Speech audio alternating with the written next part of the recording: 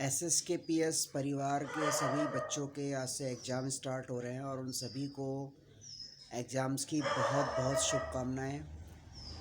परीक्षाओं में पूरी मेहनत के साथ, अच्छे मार्क्स के साथ और इस तरीके से अच्छा स्कोर करें, ये हमारी जो है उनके साथ दुआ है। हम प्रे करते हैं गॉड से कि वो सभी मेहनत करेंगे और अच्छे मार्क्स से पास होंगे। ये कोई आपका जीवन का लास्ट एग्ज़ाम नहीं है। ये कोई ऐसा एग्ज़ाम नहीं है कि लाइफ स्पॉइल हो जाएगी या कुछ होगा। हर एग्ज़ाम इम्पोर्टेंट होता है, हर एग्ज़ाम ज़रूरी होता है। तो इसी एग्ज़ाम को भी आप उसी तरीके से लेकर चलिए। एड एक्स्ट्रा प्रेशर अपने ऊपर मत रखिए, लेकिन जो ज़रूरी पढ़ाई है वो आपको करनी है और मार्क्स अच्छे लेकर के आने हैं, क्योंकि आपके पेरेंट्स की बहुत एक्सपेक्टेशंस आप लोगों के साथ हैं।